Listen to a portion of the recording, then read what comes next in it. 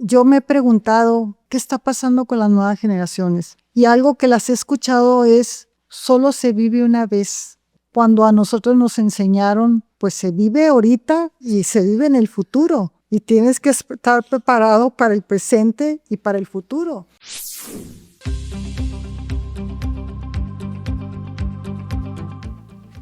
Pues qué gusto tenerte por aquí, Susana.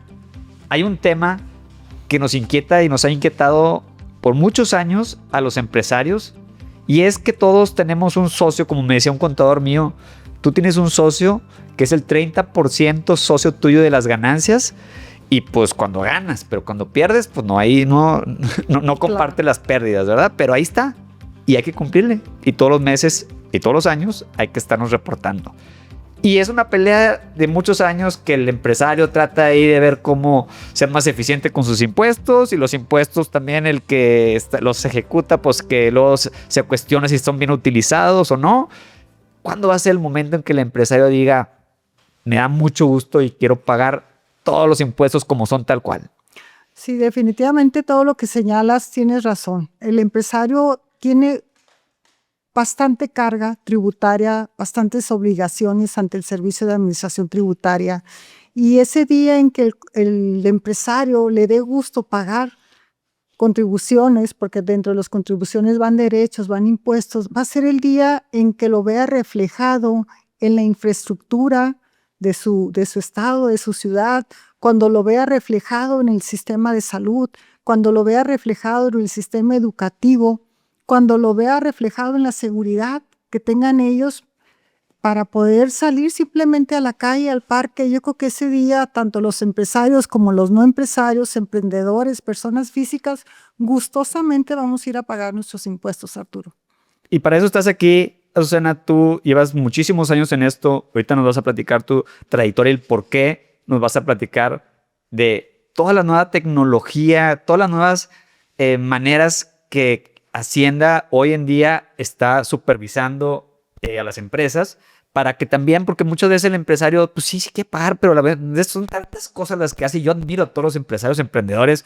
Vas y tienes mil cosas y de repente llega una multa porque no pagaste algo que no sabías que tenías que pagar, o lo que tú quieras. Entonces, hay muchas cosas que tenemos que estar al tanto, estar al pendiente, porque la tecnología cada vez hace más eficiente, tanto para Hacienda, que pueda recaudar de una mejor manera, como para también el empresario que utilice esas herramientas y tenga cuidado para poder pagar las cosas correctamente, ¿verdad? Sí, no, definitivamente nuestras leyes fiscales son tan complicadas de analizar, de interpretar, que todo el contribuyente tiene que acudir a un experto, a un contador, para que le pueda decir cuáles son sus obligaciones, cómo eficientizar el pago de impuestos, qué deducciones tiene derecho. A veces el propio contribuyente no sabe, en caso de personas físicas, qué deducciones tienes derecho a realizar cuando vayas a presentar tu declaración anual. Sí, es bien importante, porque aunque tengas al experto, pues tú traes el día a día y a veces tienes que tener ese conocimiento para poder presentarle al contador o al experto las cosas correctamente, ¿verdad? Ahora, platícame tú, ¿por qué? Platícame tu trayectoria, a ver, platícame todos estos años que llevas en este mundo, incluso hoy en día que diriges y presides la Comisión Fiscal en Coparmex, ¿verdad? Así es, el año pasado tuve el honor de ser nombrada como la presidenta de la Comisión Fiscal de Coparmex. Eso fue un logro aparte de mi trabajo. En mi trabajo, bueno, pues soy abogada fiscalista, y te platico, Arturo, que yo desde los 6 años ya sabía que quería ser abogada. Conforme fue pasando el tiempo, mi única indecisión era qué materia del derecho me iba a dedicar, si al derecho penal, al derecho civil, mercantil, constitucional o al fiscal. De fiscal ni siquiera tenía idea con qué se comía. Y a medida que pasa el tiempo, entro a carrera, obviamente ya decide ser abogada, y obviamente vemos muchas materias, y el derecho penal me llamó mucho la atención. Pero el derecho penal, porque yo creo que todos los abogados nos inclinamos por lo que la palabra señala, abogar por los demás. O sea, como que de estudiante quieres ser justiciero, quieres impartir justicia. En mi caso sí fue así. debo reconocerlo, pero a medida que fue pasando el tiempo, hice prácticas en un reclusorio para menores y vi varias injusticias que yo no tenía no tenía el conocimiento de cómo separar lo personal de lo laboral. Entonces, para mí, ver esos casos en el reclusorio de menores cuando hacía prácticas fueron tan duras de ver como nuestra sociedad que está pasando, que ahí decidí que yo no iba a ser abogada penalista. Porque no podías con eso, decías, oye, no, es demasiada injusticia y no Sí, te partía el alma. me partí el alma y decía yo, no, en el caso del reclusorio que hice prácticas, imagínate, el menor infractor, el más pequeño, tenía 8 años de edad. 8. Dentro de cuando yo voy a solicitar prácticas al director de ese reclusorio de menores, obviamente me da oportunidad, iba todos los días en la mañana, y mi función era hacer como un resumen de cuando los entrevistaba. Era entrevistarlos y ver cómo iban cambiando, qué opiniones tenían, qué me iban contando, y yo le entregaba ese resumen al director. Y en el caso de este niño de 8 años, un niño hermoso, rubio, de ojos azules, yo cuando lo entrevisto le digo, ¿no deberías de estar aquí en escuela? ¿En qué año te quedaste? No, en segundo de primaria. Bueno, ¿y tus papás? ¿Tienes papás? Sí, sí tengo papás. Entonces, ¿por qué estás aquí? Bueno, es que mis papás me trajeron. De hecho, hace 3 meses que no vienen a verme. Bueno, le digo, ¿y por qué estás aquí? Me llamaba mucho la atención porque un niño de 8 años estaba en el reclusorio, porque se había juntado con una pandilla mayores que él y le habían dicho que robara llantas. ¿Pero de quién crees que eran las llantas? De la policía. De la policía judicial, de cuando se le llamaba ante los judiciales. Robó las llantas de los judiciales. Entonces, realmente ese niño podría ser un criminal en potencia, que sus papás no tuvieron más que llevarlo al reclusorio. Entonces ahí, como te digo, y regresando, ahí fui descartando que yo no era penalista. Pasan los semestres, llego a 5º semestre y yo soy egresada del TEC de Monterrey, y el TEC de Monterrey es de las pocas escuelas, universidades que ve derecho fiscal. Entonces, en 5º semestre que yo veo derecho fiscal fue como un cupido para mí. Yo al estudiar el derecho fiscal, porque era derecho fiscal 1, 2, seminario procesal y demás, yo me sentía coloquialmente, como dicen, como un pez en el agua. Incluso mis compañeros decían, ¿cómo es posible? Porque me iba muy bien en esa materia. Los exámenes eran con el código abierto y yo decía, pues está regalado este examen, o sea, ¿cómo? Y veía cómo mis compañeros reprobaban incluso, y yo le decía, si estaba ahí nada más en la página fulana de tal, en el artículo, para mí era tan sencillo con la ley abierta buscar las definiciones, los conceptos, las fórmulas, que yo no entendía por qué mis compañeros no lo podían hacer. Y ahí me flechó fiscal. De ahí decidí, porque sí me considero una mujer muy determinada, decidí que iba a ser abogada fiscalista. ¿Y te gradúas? Me graduó como abogada fiscalista y obviamente pues me faltaba más. Yo quería ser de las mejores abogadas fiscalistas. ¿Y qué seguía de la carrera? El posgrado. Entonces inicié mi maestría de Derecho Fiscal.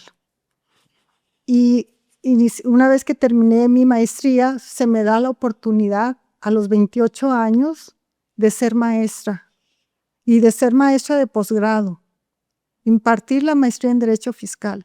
Entonces ahí empieza toda mi trayectoria y ahí empieza todo mi desarrollo profesional en fiscal. ¿Por qué?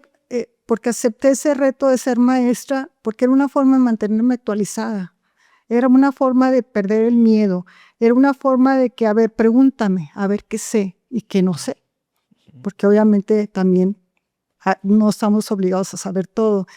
Y lo que tiene la materia fiscal el único defecto que tiene es que es súper celoso.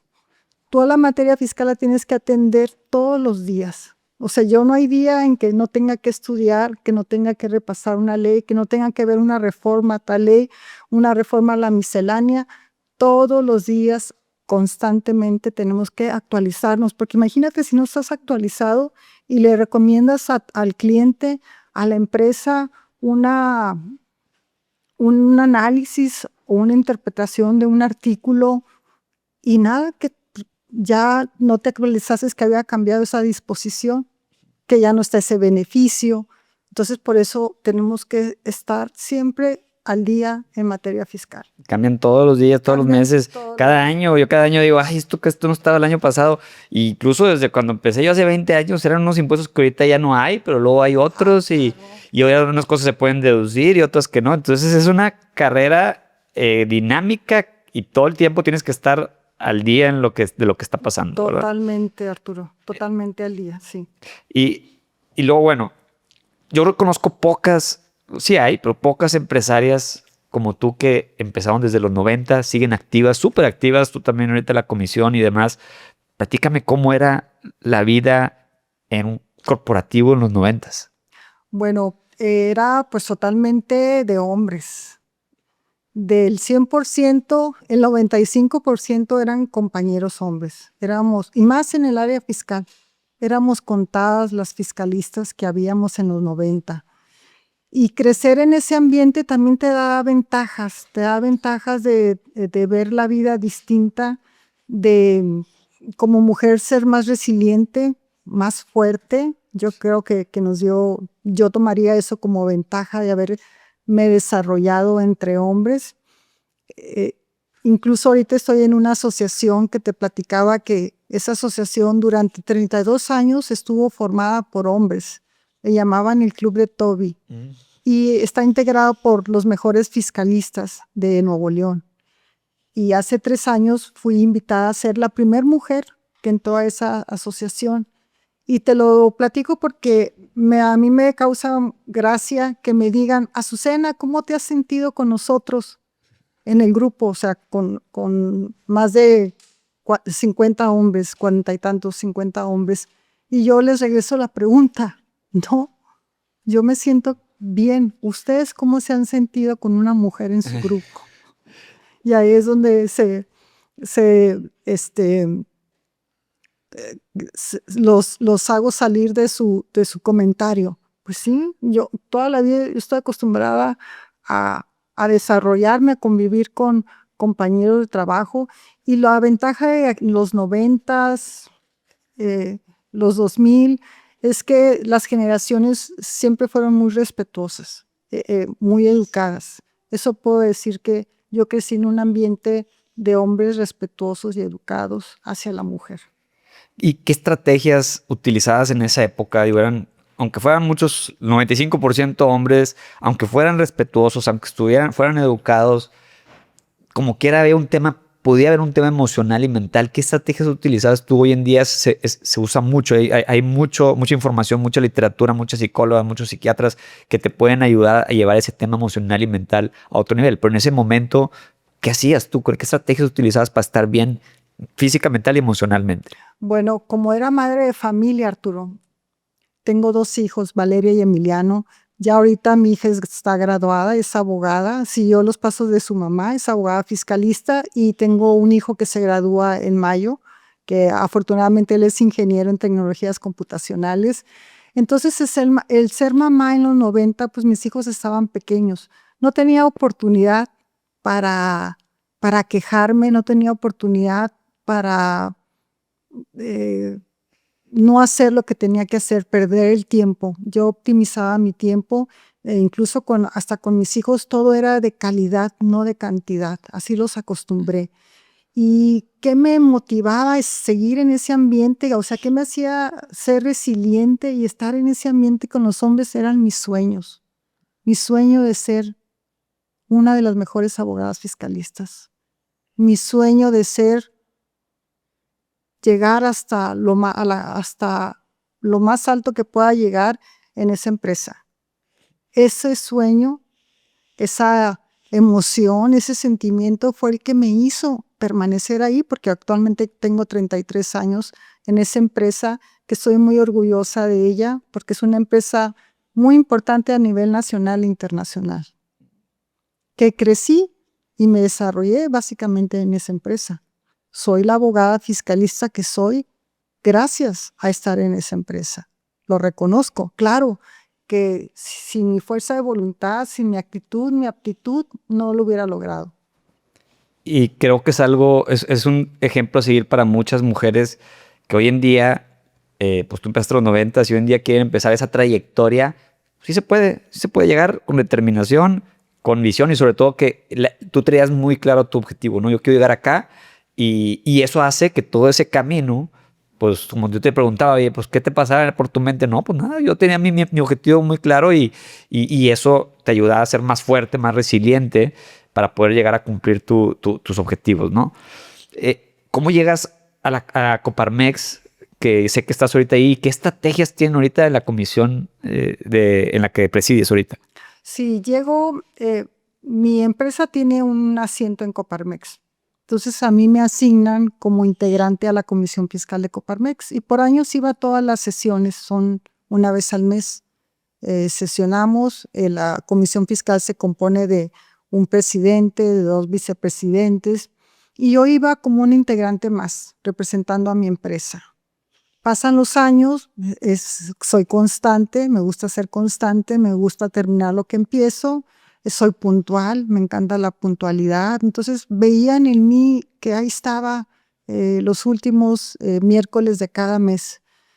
Eran pocas las veces que yo faltaba, si faltaba era por algo importante. Entonces entra nuestro presidente, que es un gran líder, Roberto Cantú, me ve en una de las comisiones y me ofrecen ser la vicepresidenta de la Comisión Fiscal de Coparmex. Yo digo que sí, digo sí.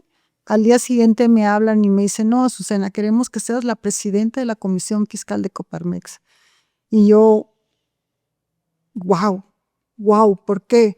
Porque en la Comisión Fiscal de Coparmex están los fiscalistas del G10, los fiscalistas de las Big Fours, o sea, hay fiscalistas muy importantes de los cuales puedes aprender muchísimo y ahora me tocaba a mí como presidenta de la Comisión Fiscal de Coparmex liderar a estos compañeros míos que habían sido por años.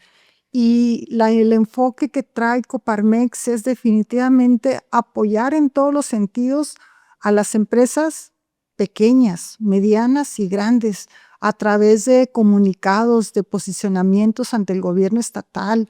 El año pasado estuvieron a punto de aumentar el impuesto sobre nóminas. Gracias al pronunciamiento que hizo Coparmex Nuevo León, aunado con CAINTRA y otros organismos, no pasó ese impuesto afortunadamente. Entonces, sí es una labor muy loable que está haciendo Coparmex de dar apoyo tanto laboralmente, fiscalmente, inclusive hay una comisión de ética, una comisión de educación. Entonces, es una comisión, Coparmex es un organismo integral muy completo que si las empresas que estén adheridas a ellas pueden obtener muchísimos beneficios, entre ellos fiscalmente. Totalmente. Ahora, quiero entrar a que nos des más carnita del tema del SAT. A ver, porque los emprendedores siempre están inquietos. Obviamente no es algo que lo toman como prioridad, pero si tuvieran que cuidarse de algo los emprendedores hoy en día del SAT, ¿qué sería? Bueno, antes que nada, como todo contribuyente, cuando se da de alta en el SAT, debe estar bien asesorado cómo se va a dar de alta, como consultoría, como profesional independiente, porque afortunadamente, o sea, sí hay unos regímenes que te puedes dar de alta, como el RECICO, el régimen de simplificado de confianza. En ese régimen, cualquier emprendedor, persona física, cualquier profesionista independiente, cualquier persona física con actividad empresarial, Arturo, tiene, si se adhiere a ese régimen, tiene una gran ventaja, que mientras tus ingresos al año no rebasen de 3,5 millones, tu tasa de impuesto a pagar es del 1 al 2,5%. Cuando nosotros como cautivos empleados pagamos a veces hasta el 35%. Imagínense qué gran ventaja. Y la desventaja es que todos sus gastos que ustedes realicen no van a ser deducibles. Pero si hacen números, si hacen cuentas con sus deducciones contra la tasa tan baja, la máxima que es 2,5, yo creo que salen ganando. Entonces, si estás bien asesorado antes de darte de alta, puedes aprovechar esos beneficios que están en la ley. Eso es bien importante para hacer una pausa ahí porque el emprendedor llega, bueno, en mi época era así, ahorita no estoy seguro, pero pues tú ibas y abrías una SSB y punto. Pero a ver, dices, pues ¿para qué abrir una SSB si de aquí a facturar 3 millones o 4, que es lo que te permite ser reciclo, mejor quédate así, Sí. factura así, ya que factures eso, ya, y esa es una manera para un emprendedor para arrancar. ¿O qué otra cosa sugerirías a un emprendedor que quiera arrancar un negocio? No, definitivamente si a mí me preguntas, yo lo doy de alta como reciclo, Reciclo. porque es una tasa del 1 al 2.5. Entonces, mientras tú te muevas en los el ingreso de 100,000 pesos a 3,5 millones, mientras tú te muevas en ese rango, tu tasa máxima es 2.5. O sea, ¿qué más te puedo ofrecer? No te puedo ofrecer otra estrategia mejor para tú como emprendedor.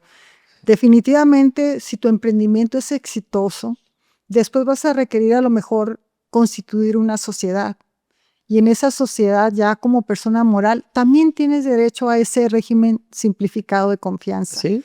Así es, solo que ahí está limitado a 35 millones de pesos. Pero a ver, entonces, ¿cómo ese no me lo sabía? O sea, ¿puedes abrir una SSB o se llama de otra manera? No, una sociedad anónima y Pues, simplemente te das de alta en el régimen simplificado de confianza. Tú con un socio, ahora sí sabes que no puedo hacer reciclo porque no soy una persona física, No. voy a hacer una empresa con un socio. Y puede ser reciclo. O sea, tú das de alta la empresa y ¿cómo te das de alta como reciclo? Sí, hay en tu formato al momento de que te das de alta, ya sea en el portal o físicamente, das de alta y tú señalas que estás en el régimen, el régimen simplificado de confianza. O sea, ¿pero dónde te das de alta? ¿El contador te ayuda? O sea, No, la misma, a través del buzón tributario de trámites, a través del portal del SAT, portal del te SAT. puedes dar de alta como reciclo. La desventaja que tienes es que si tú un año llegas a pasarte por 100 pesos, inmediatamente te cambia al régimen normal Pero son 35 millones al año. al año. ¿Y empresas que ya están constituidas pueden cambiarse si no facturan eso? Si te excede esa facturación, sigues como régimen normal. Pagarías como una empresa normal, hasta un 30% tu tasa. Y ahí tendrías derecho a realizar tus deducciones y demás. Pero sin embargo, hay una oportunidad de volver a reciclo. Si te excediste, ahora sí, es como si te pidieras una disculpa y dices, sabes que ya no me voy a exceder, voy a estar dentro de mi rango. Y obviamente, si estás dentro del rango pues, y te beneficia, pues hay que cuidarlo. O sea, O sea, pero mes a mes, oye, ya voy a llegar a los 35 millones, pues en diciembre buscas la manera de pues ya no facturar, no emitir no, o si ya comprobantes. facturas eso, pues bueno, ya son otros problemas. Pero si tú estás, o sea, si tú eres una empresa hoy en día, ya de 5, 10 años, y no facturas los 35 millones al año, tú puedes ser reciclo. Sí. ¿Y cuáles son las ventajas como empresa? ¿También es lo mismo el porcentaje?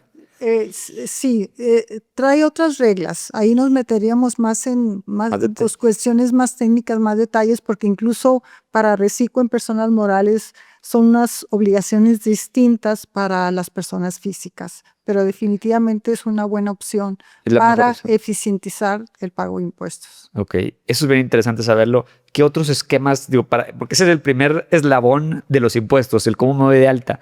¿Qué otros esquemas podrías recomendar darse de alta tu empresa? O sea, porque está la SASB, está la SAPI, yo sé que otros son esquemas, la SAPI es mucho para esquemas que van a estar recibiendo inversión. Sí, y depende de tu giro. Si eres una sociedad anónima de capital variable, pues se supone que te dedicas al comercio. La SAPI pues es para inversiones. Hay una para gente que se dedica a lo inmobiliario. Entonces, para todo hay, dependiendo de tu actividad que realices, va a haber un régimen que te va a estar regulando fiscalmente. Okay. Depende de ese régimen, van a ser obligaciones distintas y avisos inclusive de tus clientes distintos. Incluso actividades que tú realizas ya van a ser objeto de la ley coloquialmente llamada antilavado. También hay que tener, eso es lo que tenemos que tener cuidado, que si tú dices, ¿sabes qué? Tengo 5 inmuebles, me voy a dedicar ahora a arrendamiento de inmuebles, aguas, porque para la ley de antilavado es una actividad vulnerable, te tienes que dar de alta y presentar avisos.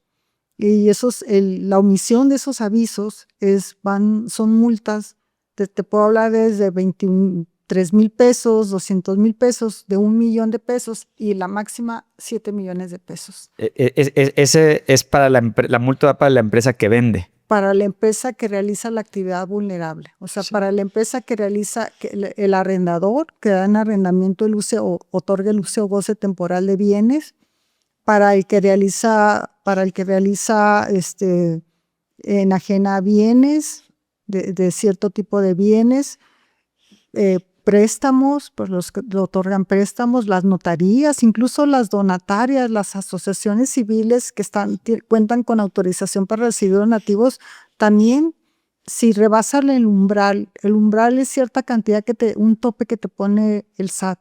Si rebasas ese umbral, ya tienes la obligación de darte de alta, como en la UIF, en la Unidad de Inteligencia Financiera, y además de estar presentando mes a mes tus avisos. Y el no hacerlo te genera esas multas, y a veces los contribuyentes, las personas físicas, lo pasan por alto, y cuando les llega una revisión de la Unidad de Inteligencia Financiera, créeme que estás en aprietos.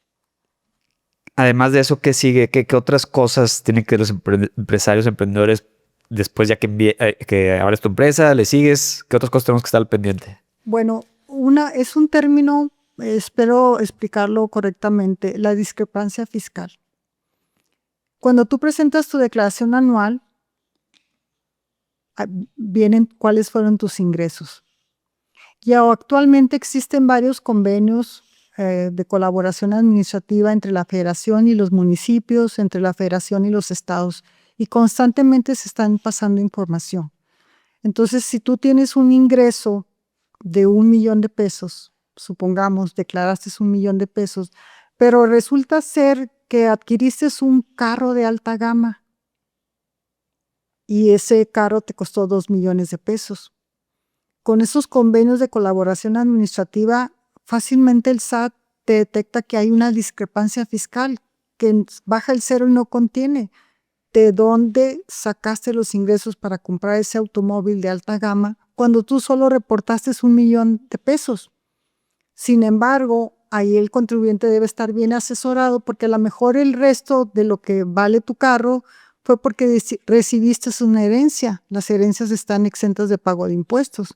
O a lo mejor fue porque recibiste un donativo de alguno de tus ascendientes o descendientes en línea recta. También están exentos. Entonces hay mucha información que tú puedes sacar provecho de eso, cuando lo único que te pide la ley es infórmalo. Es más, y hasta te dice, cuando excedas de 600,000 pesos, infórmamelo en la declaración. De lo contrario, si no lo informas y te audita el SAT, pues lo va a considerar como un ingreso acumulable, y sobre esos 600,000 que debían estar exentos, ahora vas a tener que pagar, si eres persona física, un 35%. Ahora dime, ¿cómo está? Ahorita platicabas esto de que, pues oye, esta persona declaró que tenía nada de ingresos, pero pues anda en su BMW. A ver, ¿qué pasa? O sea, ¿qué tecnología se utiliza hoy en día la inteligencia artificial, Hacienda, para poder detectar todo ese tipo de cosas? ¿Sí es válido y sí lo utilizan? Sí, totalmente. Inclusive desde el 2024, cada año se emite un paquete económico. Y en ese paquete económico vienen los diferentes rubros y asignaciones del presupuesto. Y desde hace, pues ya estamos hablando 24, 25, y este año el presupuesto ha ido creciendo en inteligencia artificial. Y esa inteligencia artificial ya la usa el SAT como una de sus herramientas para fiscalizarte. Eso, la pregunta que me haces es sumamente relevante, ya que ahorita con la IA, el SAT puede formular algoritmos, fórmulas de tal manera que simplemente con tu RFC puede arrastrar tu RFC de la declaración anual que presentaste y tu RFC que proporcionaste en Amazon para hacer compras, tu RFC que proporcionaste en agencia de viajes, tu RFC que proporcionas en todos lados a que vas para que te puedan emitir factura. Entonces, ahí es cuando se va a la discrepancia fiscal y es cuando en esa inteligencia artificial, esa herramienta que ya utiliza el SAT, se detecta, te pone como una red flag. Sabes que este contribuyente está declarando poco y veo que está gastando mucho. Entonces, ya con esta herramienta de la IA, con estos convenios de colaboración administrativa que tienen con los municipios, estados y federación, ya ahorita automáticamente el SAT sabe todo de nuestras vidas, inclusive hacia dónde viajamos, con quiénes viajamos, todo te puede con el RFC, simplemente con arrastrar tu RFC. Y algo muy importante también que quisiera yo aportar para estos nuevos emprendedores, profesionistas, esta juventud. Claro, yo también soy joven, pero ahora es algo impresionante. También tengo redes sociales, obviamente. Las tengo privadas. Sin embargo, hay que cuidarse porque de repente hay personas que son públicas sus redes sociales. E independientemente de la privacidad de datos, las redes sociales ahorita es la herramienta ideal para auditar Arturo Villarreal.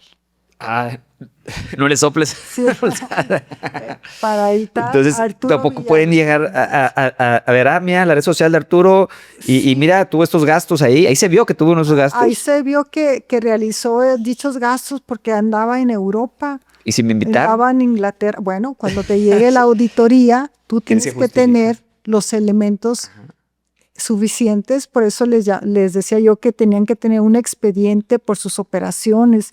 En ese expediente no solo tiene que haber el contrato con tus clientes, los comprobantes de pago, los estados de cuenta bancarios, sino tiene que tener también en qué consistió el servicio que prestaste, los famosos entregables, Sí. la famosa materialidad de las operaciones. Entonces, si tú viajas a través de la IA de tus redes sociales, se va a detectar perfectamente en qué hotel estuviste, cuántos días, con quién, y te va a hacer una cuenta y va a decir, ¿sabes qué? Aquí hay una discrepancia fiscal, porque me declaraste 1 millón y llevas gastado en viaje en este año 800,000 pesos. Sí. A ver, ¿de dónde está? O sea, te quedan 200 para vivir y pagas colegiaturas y pagas créditos hipotecarios. Entonces ahí es cuando viene la alerta para el SAT y es cuando viene la auditoría para la persona física, incluso para las personas morales. Eso es muy importante porque han de decir, no, es que las empresas no tienen redes sociales. Las empresas no, pero sus empleados, sus directivos, incluso sus socios tienen redes sociales y eso puede llegar hasta la empresa. Nos tocó un caso, bueno, me tocó en Coparmex conocer un caso en una exposición de un contribuyente que estaba siendo auditado ese año. No digo el año para no Levantar sospechas. levantar sospechas. Y había celebrado los 15 años de su hija. Y había sido un evento muy sonado en una de las ciudades más importantes de México. Estaba siendo auditado y empiezan a investigar a los auditores porque salta el nombre del administrador único de la empresa, que era el papá de la quinceañera.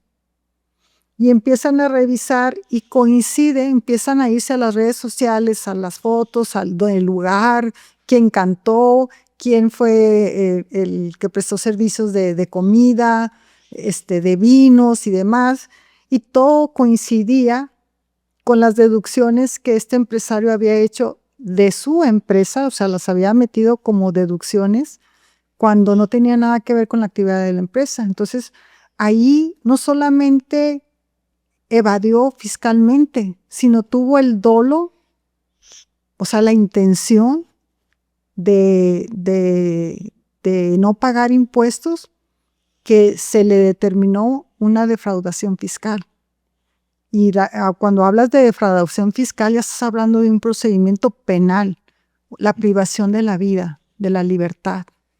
Entonces es algo muy importante que deben de saber hasta dónde te puede llevar las redes sociales. Hay que tener cuidado entonces con las redes sociales. Para la gente que nos está escuchando hay que tener cuidado y realmente mejor hacer todo en orden. Y si, pues, ni modo, o sea, si ingresé algo, pues ya sabes que es una parte que no va para ti, ¿verdad? Si ya están, si obviamente hay que usar estrategias, oye, ¿sabes qué? Si hay cosas que puedes deducir, es donde podemos eficientizar correctamente y justificarlo para cualquier auditoría, saberme, aquí está, si gané esto, me fui con este viaje, pero este viaje fue pagado, fue invitado, o este viaje fue por mis ingresos, que mira, ya si tengo estos gastos y pues por eso he pagado esto. Sí, recibí una herencia de mi abuelo de 500,000 pesos y no la registré porque como el límite es arriba de 600,000, o sea, pero tienes que tener ya sea el contrato de donación, la transferencia que te hizo tu abuela o tu abuelo, quien te haya hecho ese donativo o el testamento, o sea, tienes que tener esa evidencia a la mano. Ya ahorita no podemos con dichos, todos los dichos tienen que ser probados con pruebas, con documentales. Ahora, si hay un checklist que nos pudieras, así para cerrar esta parte, un checklist que el emprendedor pueda utilizar como para, ¿sabes qué? Este es mi checklist para en temas de estar protegidos ante una revisión del SAT. Bueno, ya hay algo que se le llamamos en materia fiscal compliance fiscal, que es el cumplimiento fiscal. Ese compliance fiscal es una especie de expediente que tú debes de tener de todas y cada una de tus operaciones, claro, las relevantes, las importantes. De cada operación que tú realices, ahorita lo que se está fijando mucho el SAT es en la materialidad. Quiere ver que realmente se haya prestado el servicio, quiere ver realmente que tú hayas enajenado ese bien. Por eso para los emprendedores un checklist es, a ver, en mi expediente tengo mi contrato, tengo mi comprobante que me dieron o que emití, tengo mi estado de cuenta de transferencia donde yo le puedo acreditar al SAT que recibí dinero de otra empresa por mis servicios. Y en ese expediente tiene que estar mi entregable. Supongamos que yo me dedico a pintar bardas de fraccionamientos.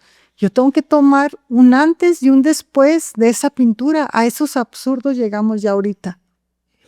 Entonces, igual si estás entregando mercancía, sabes que cuando veas que la mercancía se está llevando al tractocamión, tomarle foto a esa mercancía, a ese grado hemos llegado para poder acreditarle al SAT que sí estamos haciendo las cosas bien. Es que si como quiera, por más que tomes la foto, que si no tienes el recibo como debe ser, tampoco cuenta, ¿verdad? Claro, o sea, Digo, todo es integral. Esto es integral y eso es como un extra. Sí. Eso es lo que yo recomendaría, tener todo al corriente. Y no se necesita grandes aplicaciones como las empresas que tienen aplicaciones donde automáticamente ya les señalan qué proveedores no están cumpliendo con sus impuestos y demás.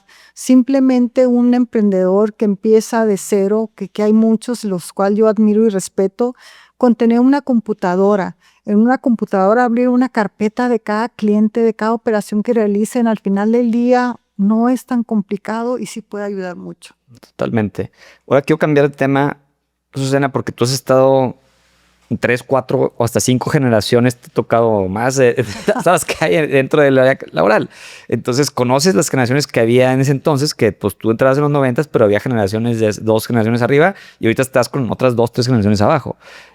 ¿Cuáles eran las habilidades que se requerían en ese entonces y lo más importante, cómo ha evolucionado y cuáles son las habilidades blandas que se requieren hoy en día para ser exitoso y para triunfar o tener más posibilidades de triunfar en un tema laboral, profesional o como un emprendedor? Bueno, primero que nada, tu carrera, tus conocimientos te dan la base para lograr tus metas, la base para trabajar en una empresa, la base para emprender desde cero, son tus conocimientos. Pero el plus, lo que te da el empuje para ser exitoso, para lograr tus metas, son esas habilidades blandas que hablaste. Y esas habilidades blandas siempre han existido, simplemente que en las últimas décadas se escuchan, pero siempre han existido. Esas habilidades blandas te llevan, en el caso de que seas un profesionista y trabajes en una empresa, te llevan a tener contacto pues a lo mejor con ejecutivos de otro nivel y ahí te vas posicionando.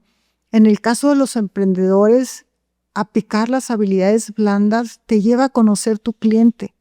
Eso es, para mí, hablar de eso me emociona porque las habilidades blandas van desde la empatía, van desde la inteligencia emocional, van de cómo adaptarte, de cómo ser confiable 360, que ese término no todos lo conocen, el término confiable 360, el ser, gestionar tu tiempo, que es ser organizado. Si tú estas habilidades las pones en prácticas, no sabes cuánto te van a ayudar con tus clientes. Te ayudan con tu cliente en ese sentido. Si tú sabes que tu cliente es empático, tú sabes si tu cliente es estructurado o analítico, tú sabes si tu cliente es, como le llamamos, cerillo o acelerado. Entonces, si tú empiezas a conocer a tus clientes, cuando estés con el empático, tú lo primero que vas a hacer, hola, ¿cómo estás? ¿Cómo te ha ido? ¿Cómo te fue el fin de semana? Y ahora sí, sabes que te ofrezco esto, tengo estos productos y demás. Pero ya se creó una empatía, una comunicación asertiva. Sí. En cambio, cuando estás con tu cliente, que es estructurado, es analítico, ya sabes que a esa persona le gusta que seas, primero que nada, educado. Buenos días, señor, ¿cómo ha estado? Y ahí empiezas a ofrecerles sus servicios y ya se acostumbra el cliente a que lo trates como a él le gusta que lo trates. Cuando sabes que tu cliente es un cerillo, que es acelerado, tú sabes que ese cliente, si te pide, sabes que necesito 100 productos de tal color, sabor, tamaño, para el día de mañana. Tú ya debes de conocer a tu cliente y tú ya debes de estar preparada para cuando te haga ese pedido, tenerlo listo. Entonces, esas habilidades blandas son los que nos llevan a dar ese salto de éxito, tanto como emprendedor como profesionista. Y te quiero contar una de esas habilidades blandas que me pasó a mí como una anécdota. Cuando yo hacía años que mis hijos estaban pequeños, de cierta manera la vida te va diciendo qué habilidades tienes. Desde una renuncia, desde un despido, desde la pérdida de un familiar. La vida te va diciendo de qué estás hecho y qué traes adentro. ¿Estás de acuerdo? Uh-huh. Entonces, en mi caso, cuando mis hijos estaban pequeños, yo para tener una comunicación asertiva con una mujer con un alto nivel que tenía en la empresa, era una mujer muy culta. Entonces, si tú entrabas a su oficina, después de los buenos días, ¿viste las noticias? ¿Leíste el periódico? ¿Viste esta sección? Y la primera vez que me pasó eso, yo le dije, no, porque yo a esa hora, en la mañana, estoy dando de desayunar a mis hijos y estoy preparando su lonche. Y me dice, ¿y no tienes televisión en la cocina? No tengo televisión en la cocina. Entonces, para mí fue no estás actualizada. Entonces, yo le di vuelta a no estoy actualizada y al día siguiente lo que hice fue me suscribí en el periódico de mayor circulación. Pero fue una habilidad mía, una habilidad blanda, porque yo quería tener comunicación con esa persona y la forma en cómo nos comunicábamos era a través de las noticias, porque ella estaba en otra área, pero yo era una jefatura y ella era una directora. Entonces, ¿cómo podía yo llegar a ese nivel? Pues era precisamente teniendo conocimientos igual que ella, teniendo algo que compartir. Todo lo que te estoy escuchando, nada más para poderlo cerrar, es un tema de networking, ¿no? O sea, es un tema de la empatía, voy a hacer esto, voy a capacitarme más para poder llegar y poder platicar con esta persona. Pero son habilidades blandas, eso es lo importante, porque una cosa es no no por tener yo la habilidad para comunicarme quiere decir que vaya a ser yo exitosa o brincar. No, no, no. Mis conocimientos tienen que ser la base sólida. Mi empuje son desarrollar esas habilidades blandas. ¿Y qué te quería comentar con eso? Que bueno, pues que me suscribo al periódico de mayor circulación en Monterrey. Me llegaba a las 5 o 6 de la mañana. Una vez que mandaba a mis hijos al colegio, lo leía las secciones que ella me preguntaba, la sección de negocios, la sección de seguridad pública y una famosa columna que tú has de conocer, ¿verdad? Y ya me la sabía. Entonces todos los días llegaba y platicaba con ella y era como un examen. ¿Y viste esta noticia? Sí, sí la vi. ¿Qué opinas de eso? Sí, también la vi. Y pasan los meses y ya se dio cuenta pues que sí estaba informada, que sí estaba actualizada, que sí leía el periódico antes de trabajar.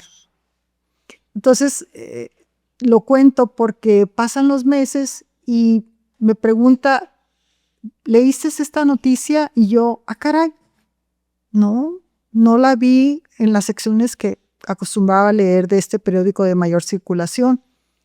Y le digo, ¿dónde salió? Me dice, es que la vi en otro periódico de menor circulación, pero también importante aquí en Monterrey. Entonces ahora tenía que leer 2 periódicos, Arturo, antes de llegar a trabajar. 2 periódicos.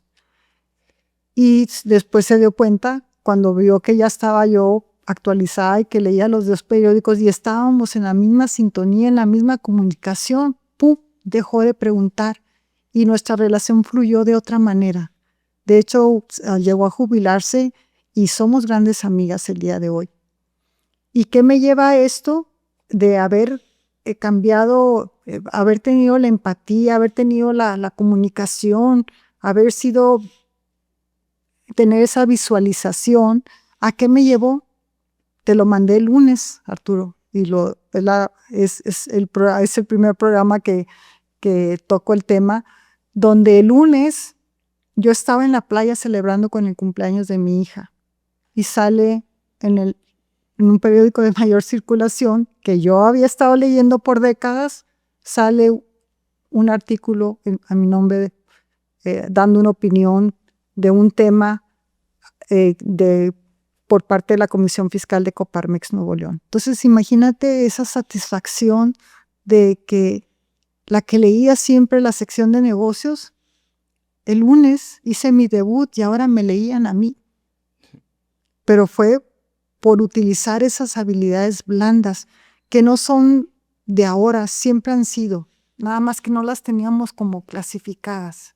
Y las utilizaste, pero las trabajaste. Claro. Y algo que te reconozco, y creo que, digo, yo soy igual, creo que hay muchas personas igual, haces ese extra, porque tú estás en el trabajo y tú tienes que levantar algo. Sí, obviamente, leer las noticias te ayuda en tu vida general, pero pues tú lo estás haciendo por la parte laboral, estar bien con esta persona, tener conversaciones, estar actualizada, pero estás fuera de tus 8 horas de trabajo. Totalmente. Y eso yo lo escuchaba muy común, cuando yo también estuve alguna vez en una empresa. En general ahorita, pues yo digo, por mi cuenta, pues trabajo más de esas 8 horas, ¿verdad? Pero hoy en día siento, no sé si lo sientas tú y lo has visto, las nuevas generaciones a veces caen en una zona de confort.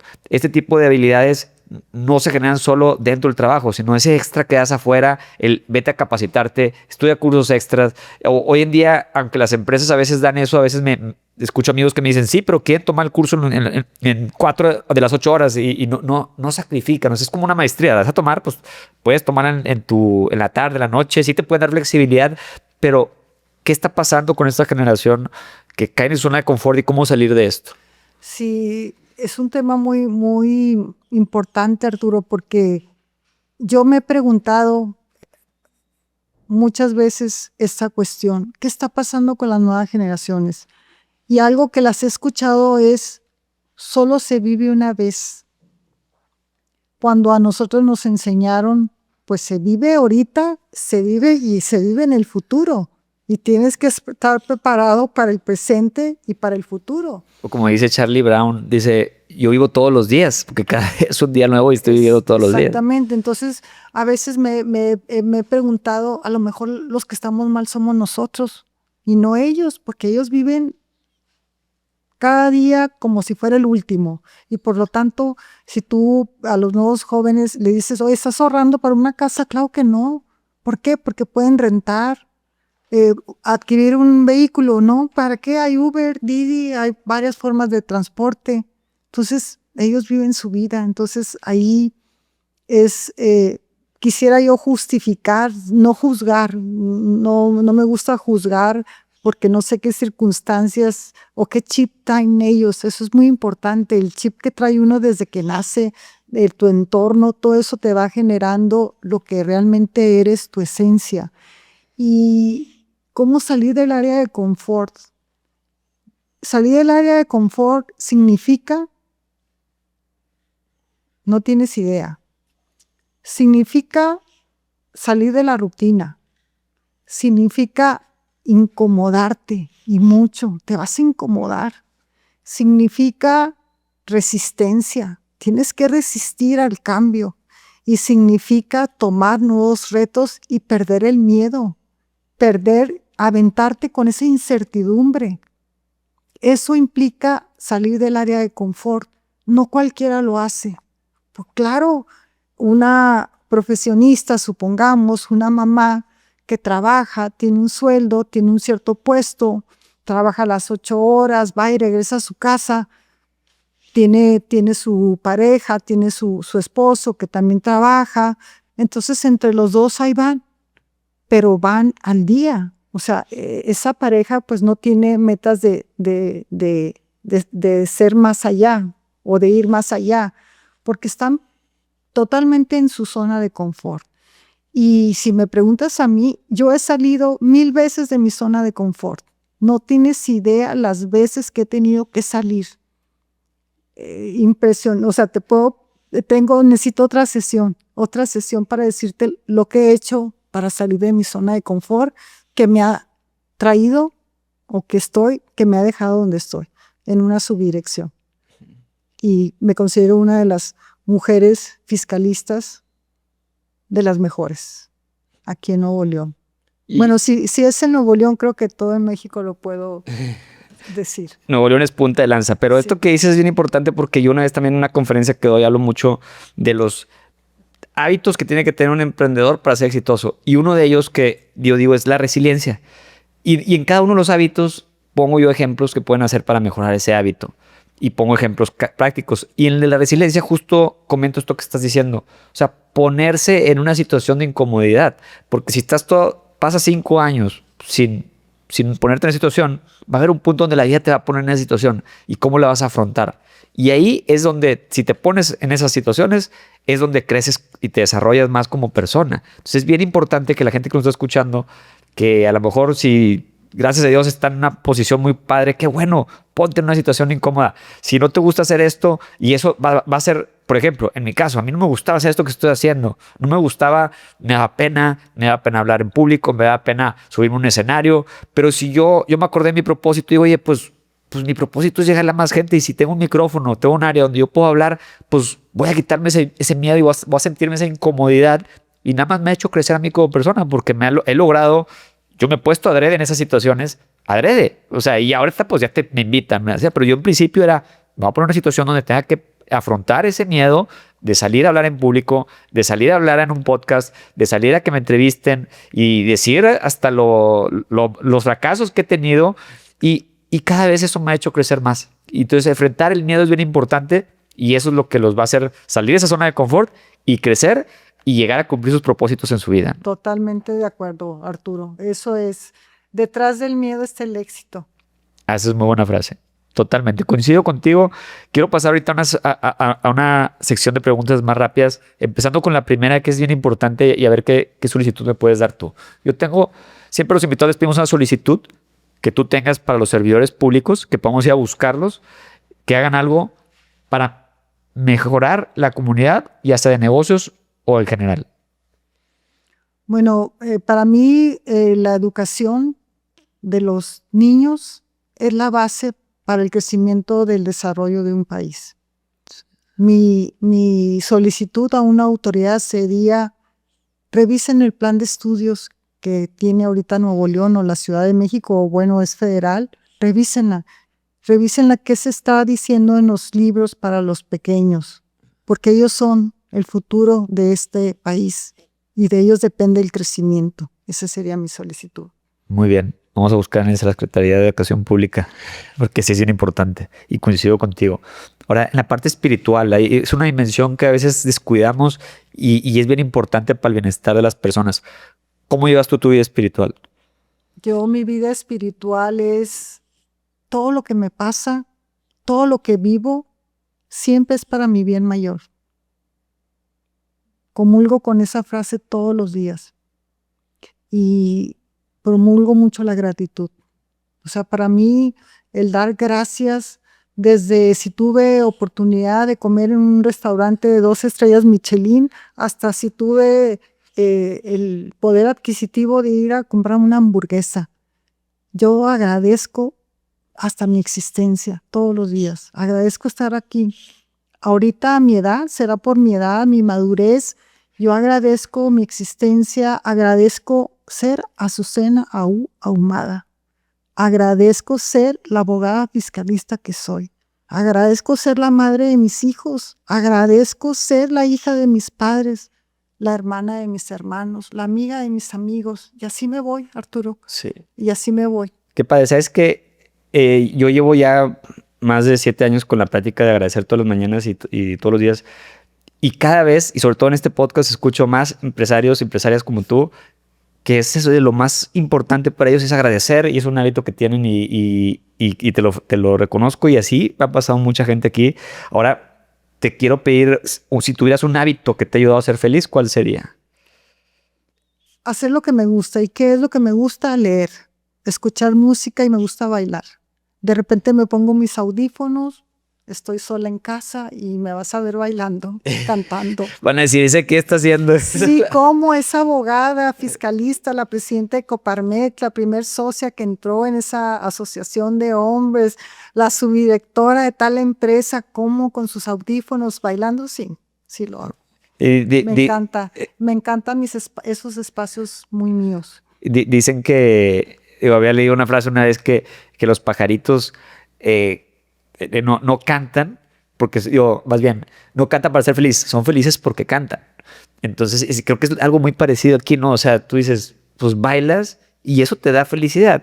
Yo también me encanta ver a mi hijo. Tengo un hijo, el menor, que a veces me ha topado que me asomo en la regadera y está baileando en la regadera solo.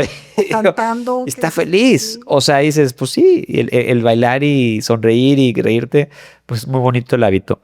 Ahora, un hábito que tengas para el éxito. Es actualizarme, es estudiar.